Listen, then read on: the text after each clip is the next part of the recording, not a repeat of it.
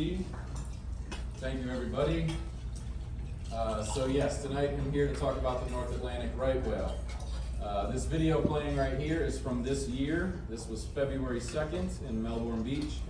And this is a mom with her brand new calf. Her calf was about 6 weeks old, somewhere in there, 6 to 8 weeks old.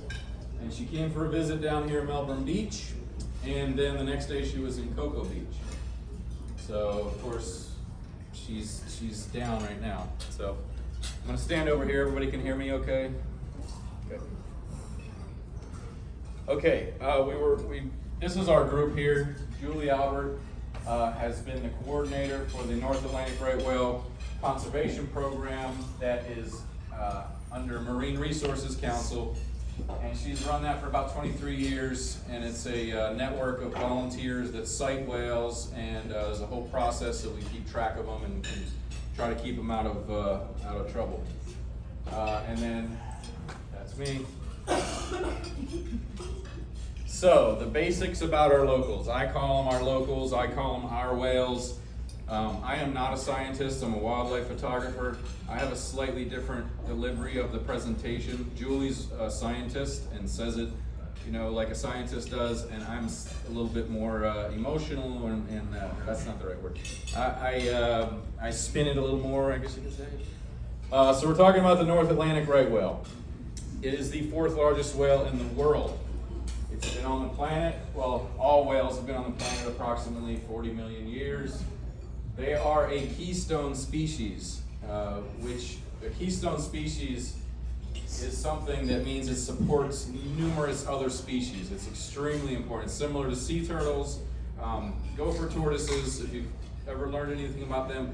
That species, just being alive and doing what they do, actually supports numerous other species. It's extremely important.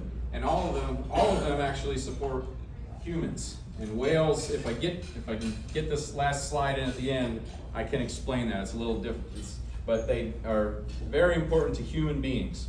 They are sentient beings.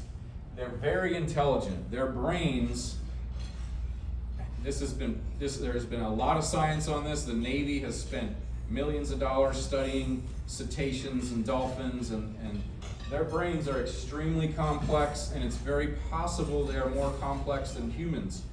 We humans think in a certain way. We know our way. We don't know other ways. We don't know, and they have another chunk of brain that might be doing things we're not really aware of. So that's super interesting. If you ever want to read about that, Google it. It's very interesting. They were hunted for over 1,000 years. They almost to extinction. And this particular whale, the right whale, it got the name right whale because it was the right whale to hunt. Back when we did whaling, that's a major part of our history. Like I said, we did it for 1,000 years. There was a lot of whales you could kill, but a right whale is very close to shore. Has anyone seen a whale here yet? Okay, cool. And so if you got to see a right whale here, then you can see how close to shore they are. A lot of times they're within 100 yards of the beach or 200 yards. They're very, very close. You can totally see them right from the beach, right from a high-rise condo. If you're out in your boat fishing, you totally can see these whales.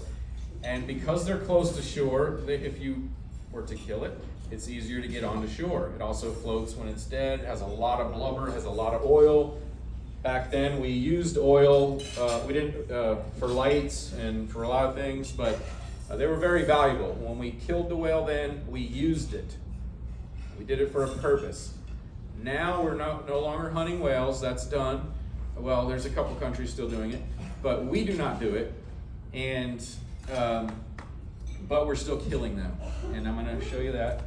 So what our group does, the North Atlantic Right Whale Conservation Program, here is we train citizens to help identify and report right whale sightings.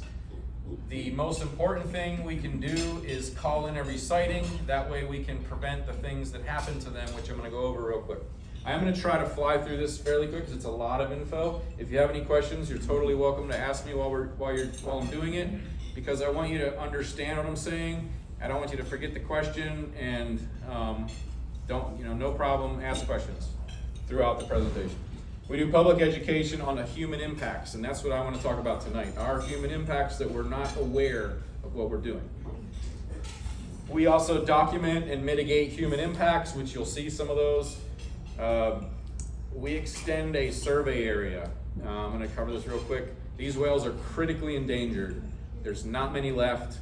They do aerial surveys in airplanes from St. Augustine to North Carolina, and they're looking for these whales every single day because the species is critically endangered. We do photo ID, and that's my favorite part. I'm a photographer. I get to take my camera out on the beach.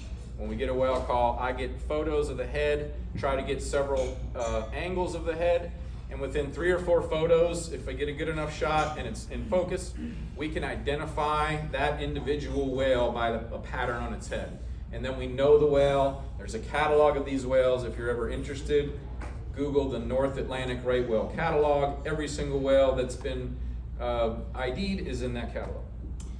We report to we have a lot of busy ports here, Port Canaveral. I personally was on a boat 2 years ago where we had 2 whales heading through the inlet, perpendicular to the inlet as all the cruise ships were going out. And I was on a boat with one of the researchers, and Port Canaveral did an amazing job. They were constantly talking with us, and they managed a traffic flow of a mom and a calf and 4 cruise ships going out. So we report to all the big ships and the ports and the commercial and military vessels. We don't yet have a way to communicate to recreational vessels.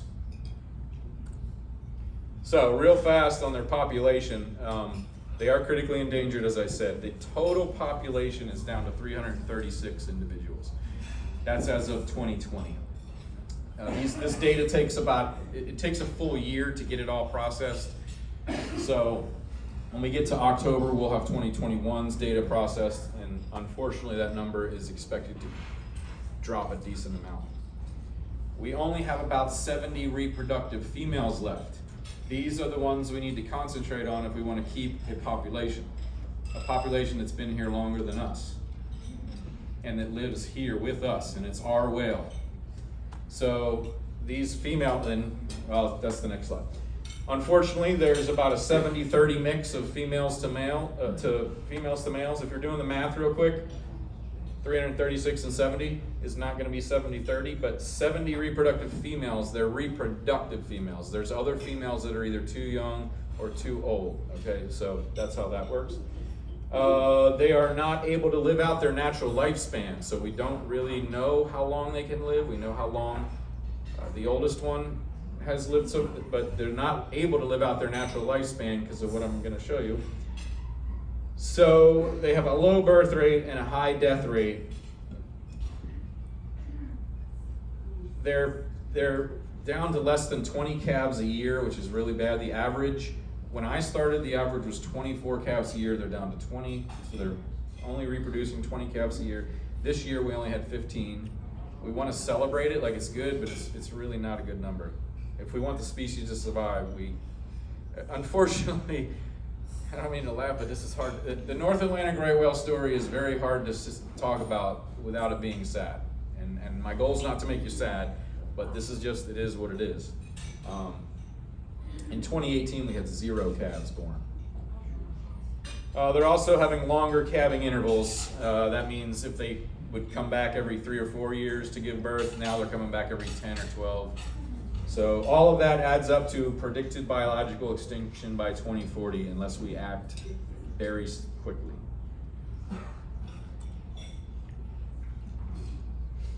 Come on. Okay, general appearance. Yeah.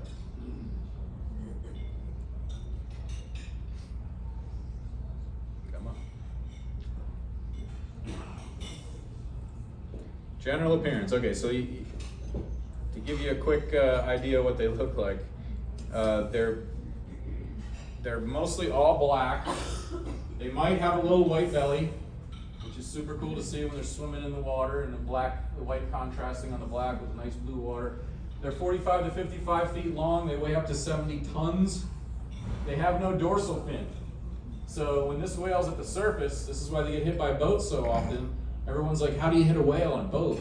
Well, I have video. I won't be able to show you here. This is just a quick little touch on it. But a whale, it just sits right at the surface, and there's no dorsal fin sticking up, so it is easy to hit, and they are getting hit. Callosities on their head is how we identify them. That's those little white, they look like barnacles, but they're not. They're living crabs. Again, they're a crab type animal. Again, I can't go super deep because there's so much stuff here, and I just want to get the basics down to you. Nice, smooth, black, beautiful tail on both sides. If you look at a humpback whale or a gray whale, they have very rigid tails. North Atlantic gray whales are super smooth. I have a joke about that, but I think I'll leave that to some. It's got a beautiful tail. Black paddle-shaped pectoral flippers. That's another giveaway. If you see a humpback, they have the long ones. If you see one of these square-looking pectoral flippers waving at you in the ocean, that is a North Atlantic gray whale. If you see their high jawline, this is their jawline. If you are looking out and you see this, that's a North Atlantic right whale. A lot of people in boats will see that because their head pops up and then you're looking down at it. So what's the problem? Okay. I'm going to give you the whole problem, and I'm just going to talk about what I wanted to get to you, to our local people here. And what's the problem is, this is their range. The entire east coast of North America is their range. And they feed up north, because that's where their food is. And down here is where they give birth and nurse, and bond with their young. Now, there was a good question, why do they do that? Well, their food is really only up here in dense enough amounts. They eat 2,000 to 3,000 pounds of this little tiny zooplankton, and the amount of that they need is only really up here. It's a very unique ecosystem up here, but it's changing. So they're having issues with that. Their nickname is the urban whale because they hug this coast with us. This is the whale, this is our whale, because this is the whale we interact with the most. It's closest to us. We have humpback whales, they swim farther out. We have the great white sharks that come down here. They're 50 miles out. These great whales are hugging the beach. They're hugging the coast, and that's why I kind of call them our whale or our local whale. Their biggest problem, the number one cause of death, is they are getting entangled in fishing gear. The majority of gear that gets pulled off of these whales is lobster trap and crab trap. It's big snow crab trap, and it's both Canada and the United States. And they're getting entangled up here, up in this area. We don't have much trap fishing down here. We just started a project that Julie and I helped tremendously. We did a ropeless fishing deal, and we have a new fishery started in Florida because of new technology that came out. They can actively fish in Florida with this gear we have. It's called ropeless fishing gear. Keep the rope out of the water. I know I'm not giving you the full explanation, so you might be, I'd love you to come to one of our full hour-long presentations where you can dig into some of this stuff, but we opened up a new fishery, a safe fishery to whales, and that's what we're trying to spread across the East Coast. There's a lot of people working on this. So 85% of them have scars from being entangled. I've taken photos of 14 individual whales, adults, and 13 of them have entanglement scars on them. And several of them had boats propeller strike scars on them. 50% of the population's been entangled more than once. Has anybody been to Maine or Massachusetts and looked out over the water? You see how many traps are out there? That goes out miles. So if we could get those buoys and ropes out of the water, down by the traps, that's how we solve the problem. We don't want to stop fishing. We want to do it better. But that's another longer discussion. What's happening down here in Florida? What's our problem? We have a lot of boats. We have a lot of people. Again, we're sharing this urban coastline here with these whales, where they're coming. They're coming down here to give birth. That's the main reason they come down here. So we do get yearlings, we do get males, but the majority of right whales that are coming down here are coming down for the specific reason to give birth. Then they have to nurse their young, so think similar to breastfeeding, and they've got to bond with their young. They've got to teach them how to be a whale. So that's what they're doing down here. Unfortunately, we are accidentally hitting them. We've run over, just in 2 years, we killed 4 whales, 3 young calves were run over by small boats, 20 to 30 foot boats ran these whales over. And these guys weren't doing anything wrong. They didn't say they want to go jump a whale. They were near the whale, propeller was on. I mean, you've seen manatees, it does happen. So 3 calves and 1 mom, 2020 season, and the 21 season we lost 4. And just think about that. We lost a female that was reproductive. We lost 3 calves. That is going to shrink that 336 number down. That's when it goes into the modeling and you lose calves and a mom. I'm probably spending too much time already. The other issues they're having: climate change, rapid oceanic changes, especially in the Gulf of Maine, and they're basically dying faster than they can reproduce. Which, if you do that to your bank, what happens? It doesn't work. Why are Brevard County oceans so important? I just explained the Southeast U.S. So the birthing, the nursing, mom taking care of the baby, that only happens down here, like I was saying. This chart kind of gives you an idea of the density. The red is certainly where the majority of them are, but all of these colors here, this is actually the survey photo, but this is where the majority of the whales are for the calving season. And this is where we are. And we get them pretty much every single year down here.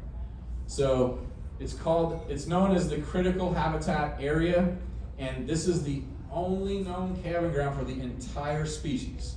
Our beaches, our oceans, right here. We are responsible for keeping them doing what they've been doing for tens of thousands of years, giving birth, taking care of their baby. Teach bond, November through April. This is the season down here. Moms do not eat while they're down here. I said earlier, their food's up north. Moms fast the entire time. They come down here, they give birth. Then they nurse the calf. They don't have a lot of energy to expel. They have enough energy to do what they're designed to do for millions of years, and that is to give birth, nurse their young. They're not designed to spend time dealing with us when we run a boat up to them, we paddle up to them on our surfboard, we take energy from them, we disrupt nursing. So that's the gist of what I wanted to get across today to you, is what is happening here. We understand their calving grounds here. We have to give them the space. It's a once in a lifetime thing to see a whale or be next to a whale, but we have to realize why they're here, what they're doing. Florida is got a huge coastline. We have a lot of busy ports. We also have now over 1 million boats registered in Florida. A lot of those are recreational boats, and the recreational boats are the ones we really, really want to get this awareness to. Small boats absolutely kill whales. I did not think that was possible, but after watching I saw a necropsy, I see all the science, the data, the reports.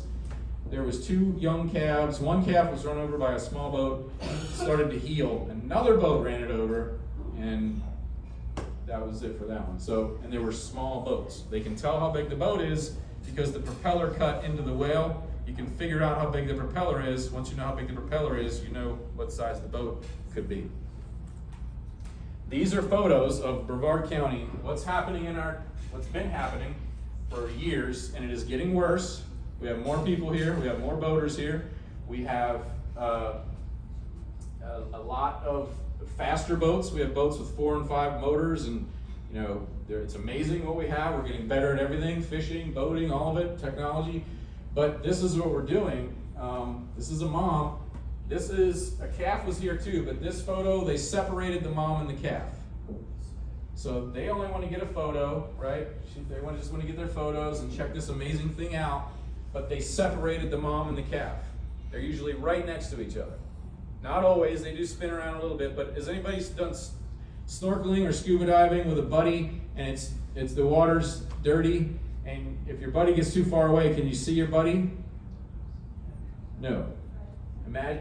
That's what we're doing to a 4-week, 6-week, 8-week-old calf, is separating it from its mom. So this is why there's a law that you must stay 500 yards, that's 5 football fields, away from these whales. It's not just a silly law, it's created for that exact reason, that these whales cannot be your photo, your Instagram photo. They don't have time for that. They don't have energy for that. And it wasn't as a big a deal, maybe 10 or 15 years ago, but as we keep shrinking this population, as we keep hitting these whales, it certainly is. So I think my time's up. I got about 5 or 6 photos that are all boats. This is a boat captain who had his name and website, everything on the boat. I mean, I take pictures of you. I don't have any choice. You're getting sent up the chain, and if they come call you and fine you, whatever, I don't know. Surfers, paddleboarders. This was Cocoa Beach, February 2nd. This was Derecha. We were in a condo looking down, getting ID shots, and paddleboarder went out, and then 5 or 6 surfers went out, and he was right up on. Here's the surfers that went out. So now I use these photos for education. I got tons of them. This guy went right up to him, and so, okay. I'm pretty much done. I was going to leave you with, oh yeah, I do want to say that. Your once in a lifetime quick moment. I saw this in Cocoa Beach that day. I'm sorry, I saw this in New Smyrna Beach. I saw 7 incidents within about a 3 or 4 hour period where I was watching a whale from shore, high up with a camera, taking photos and calling it into FWC, getting the ID, doing all the work. I videoed and saw 7 instances of boats, paddleboarders on one mom and calf in a 3 to 4 hour period. You're not going to be able to nurse, you're not going to be able to breastfeed if people are doing that to you. So how can you help? Awareness. Why are the whales here? Yes. They're not here long, 3 to 6 months. Really, Brevard County, they're only here 2 to 3 months. We just got to look out for them. We got to have a spotter on the boat. Look out for them. Look out for the turtles. They get run over too. We are going to ask for, if you are so inclined, maybe to add some more signage to some of the beach areas where if someone sees a whale, you can put our phone number on there. I have some examples, and we're also going to make our own sign, and we're going to email it to all of you guys. Flyers, social media, anything that can promote this. You know, you can come to one of our presentations, learn the whole deal. The main thing, again, is why are they here? That's the main awareness we need to get out there, down here. We can gladly come to you and give you educational presentations, do the whole thing. We can customize it, whatever. We want to talk to boaters, and the main thing is to give these whales space. Here's some really horrible photos of signs. Not the signs aren't horrible, the photos are horrible. I did not take these. This is Satellite Beach. They made their own sign. Yeah, Satellite did good there. Flagler Beach, they did okay there. Most important takeaways.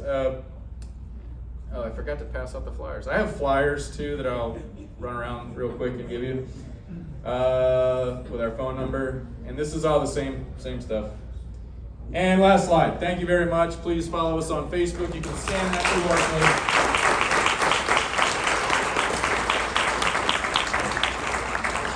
code. Anybody got any questions?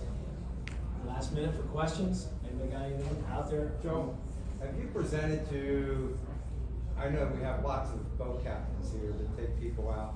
Have you presented to boat captains and such, because they're out there more than anybody? Yes, in fact. So when we say boat captain, so there's, yes, the question was, do we give presentations to boat captains?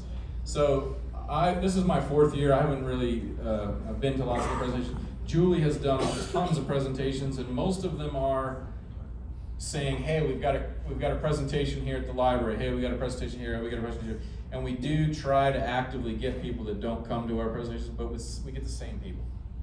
We would love to get more real recreational fishermen out. The commercial guys know all this. You can't be a commercial captain without knowing this. You have to have a sign in your boat. So it's the recreational guys that we just need to give the awareness to. We need to do more of that. Good question. Any other questions? Thank you, everybody.